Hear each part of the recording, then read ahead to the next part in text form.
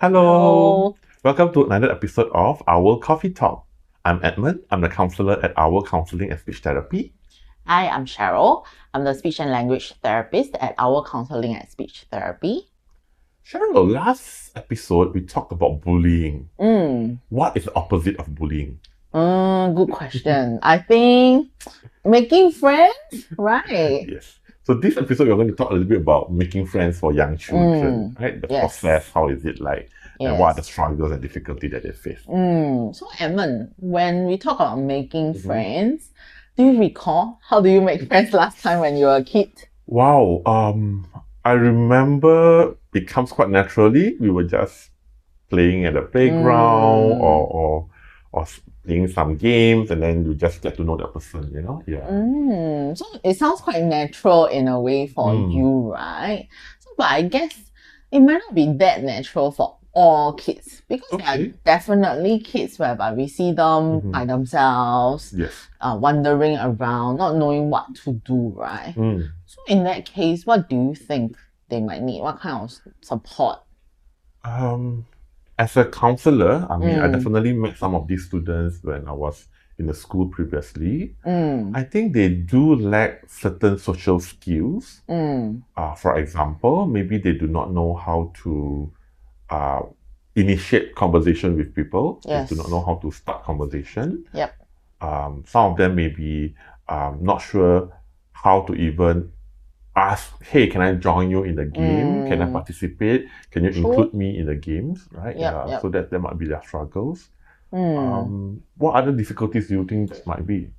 I think like what you brought up, maybe reading social cues also. They might not know that, is it an appropriate time to go and approach their friends also? Or maybe if they see a group of friends already playing together, they might feel like shy or they don't know what to say in order to join the play as well. Yeah. And probably like turn-taking skills also. Yep. Yeah, not knowing that there's only one, maybe example, if they want to play with a basketball, but there's only one ball, right? So they have to wait for their turn to actually go and play instead of like going there and snatch the ball away from the person playing. Yeah. I can imagine if someone that is a bit more introverted, a little bit more shy, so they may end up just standing there and wait, and they never get a chance. True. Actually, in fact, talking about this, I think previously in my observations also in a school, there's a girl, she was just wandering around the basketball court. And then I was just wondering, why is she walking around when she really wants to play with a friend?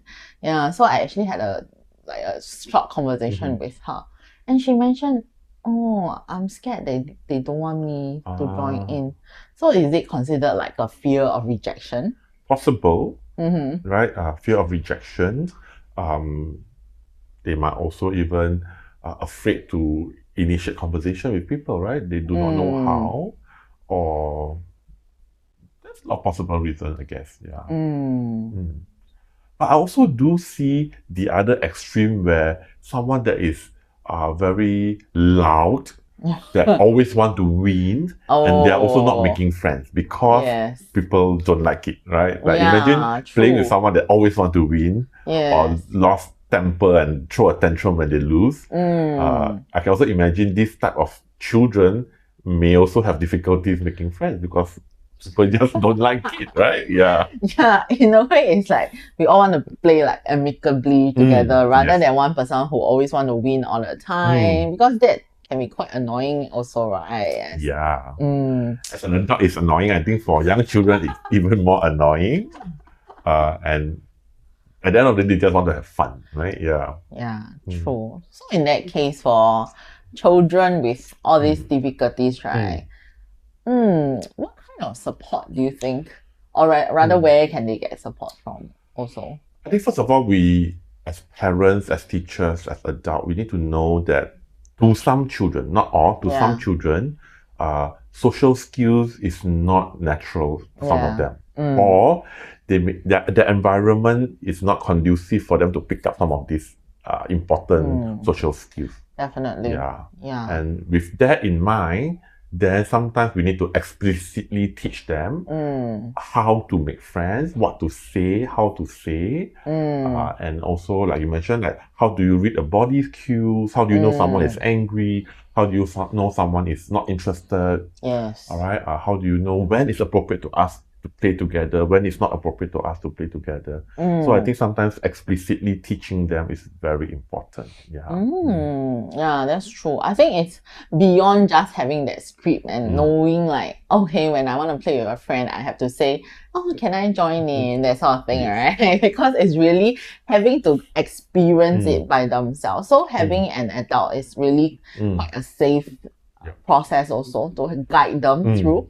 So in a way whereby an adult actually participates in the role playing, like bringing them to a friend, maybe example during recess time, a teacher or counselor or special needs officer can actually bring the child towards another child and encourage the child to say out the words, right? Yes, I mean, the adults can teach them what to say, can also teach them in terms of how do you read oh yes, that whether that person is interested or not, because you also don't want to force the other person to play with us, right? Yes, I know in our Asian culture, a lot of times our parents will say, oh, you must share with the person, you must go and play with that person, go and make friends, go and say hi to the person. Sometimes doing all these things may have the opposite effect. You may scare the child even more, and all the more they don't dare to go and approach other people to play. That reminds me, my parents always say, hey, younger sibling is so much younger, you should share your things, give your things to your younger sibling. I always felt that it's so unfair. So I guess it's important for adults to also know that, hey, we need to pace it, right? We cannot immediately teach them and force them to do it, right? They may not be able to learn so quickly. They may not be able to absorb so quickly, and emotionally they must be ready before they can do it also, right? They must feel confident enough. They must feel that, this is something that I can do. So a lot of practice behind the scene, a lot of role play, like you mentioned, a lot of demonstration, a lot of demonstrating how you do it, right? And then they can practice with you first before they practice with an actual friend with you around. Then they can practice with a friend without you around. I think so. It takes a few more steps rather than just immediately, hey, go and make friends, go and say hi, go and share your things with the person. I think it's really true. It's like as adults, if example, if we enter a lift and we don't even say hello to the people around us, then why is there an expectation of the kid having to say, hey, hello, say hello to the uncle auntie? True. So yes, I think as parents, really need to model the expected behavior. If let's say you really want your child to be able to say hello to uncle auntie, you also need to be modeling that kind of behavior.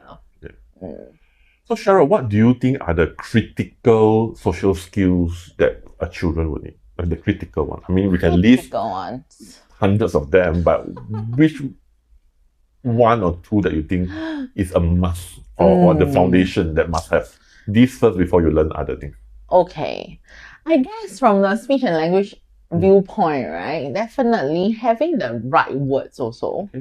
To fit into the environment or the situation is very important also, because they can feel lost, and a lot of times it's not that they don't want to open their mouth and say something, but maybe they might not know, what should I be saying at that time point that is appropriate, that if they don't want to sound nasty, if they really don't have the words, right, they might go like, oh, why you never ask me to play that?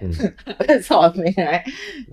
Using the appropriate nice word. Right? And maybe the tone also. Sometimes like how they actually ask a question rather than just putting across like a very defensive statement, that sort of thing. Which can actually anger their peers also, and not being able to make friends when they actually meant that all they want is that I want to join you to play it. So I think that, and then maybe like reading the body's cues also, like knowing when is a good time to communicate with their peers, and knowing that if the person is busy, I don't go and like intrude. Or if I really want a toy, I also need to see whether the person is really wanting to play with it at that time point. So I think these are the critical skills for me from my point of view. From the SL, special language therapy point of view. How about yours? I think as a counselor, I think the very basic foundation skill that they need to have is self-awareness first. Self-awareness in this case is not just about knowing how you feel and expressing how you feel, but it's also knowing what do I want at this moment. True. Do I want people to play with me? Do I want to be alone? Am I willing to share at this moment? Am I not willing to share at this moment? Because if they are not able to have this self-awareness, either they are easily being influenced by others, right? For example, like the parents ask you to share, and if they don't even feel like sharing, and then because parents ask them to share and they share, and then they don't feel good about it, then that's not helpful either, right? Yeah, they're being pressured to share, right, in a way. So of course, having this self-awareness is one thing, but also to be able to express themselves, right? To tell that, hey, I'm not willing to share at the moment. I'm not willing to play at this moment, all right? I really want to play with you right now, and I really hope that you can play with me. So how do you express that needs and that wants is important, right? Okay, yes, true. Yeah, I guess if they are always they suppress their emotions, right? We really do see them growing up into suppressed, like adults with suppressed emotions also. And they might also erupt at any moment because they have been bottling their feelings. They don't want to share and they're being forced to share. And then imagine one day they just have an outburst. It's also detrimental to their friendship, right? To their friends, like, why are you suddenly having this bad anger? Like, what have I done? Yes, that's right? And then if it's so bad that then the friends might think that, I better not play with you next time, Yeah, all that explains a lot, like why some kids suddenly outbursts or meltdown, because the emotions are not regulated also. Usually all these meltdown outbursts is because there's a lot of accumulation of a lot of other stresses. So I guess what is one critical takeaway for parents? For me, the takeaway for parents would be don't force them. Okay.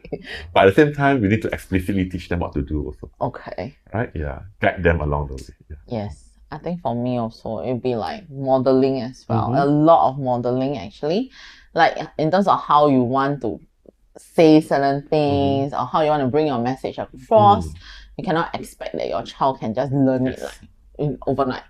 Right. A lot of times it's like parents really guiding the child, or it can even be if it's a long sentence, maybe parents can say the first few words first as a lead in, and then the child just have to continue the rest of the sentence. Now that you mentioned this point, it sort of triggered some of my thoughts. I think a very important thing is that a lot of parents, they expect that the child hit a certain age and naturally they will know what to do at a certain age. Yes, right? yes. So for example, let's say they hit P1 and naturally they think that, they will know how to make friends, but not true. No. So, or they hit P6, for example, naturally they would know how to be courteous, for example, not necessary, So I think this kind of mentality that they will naturally learn something at a certain age, which is not true. Right. Yeah. So I think we need to really teach them, really explicitly tell them what to do, share how will you deal with the situation, guide them how can they respond next time. So I think this is very important. It doesn't come naturally. They don't just miraculously they hit a certain age and whoa, they know how to make friends. No. Yeah, because there's a lot of teenagers and even young adults who are struggling to make friends also. Yeah, so I guess it's also like, everybody's job rather than saying the child has to know how to make friends. Yeah, so whenever possible, those with difficulties, we will support them also, give them tools for them to make friends. But at the same time, like what you mentioned, not to force them or pressurize them into like, hey, you must have friends today. Tomorrow you make 2 friends. It's not practical. It's really not practical. Mechanical. One day, one friend. Or some worst cases. Hey, tell me the names of all the people in your class. Wow. It's not considered as making friends, okay? Knowing the names of your classmates. It's just memorizing the name of the classmates. Yeah, that really doesn't entail making friends at all. Yeah, okay, cool.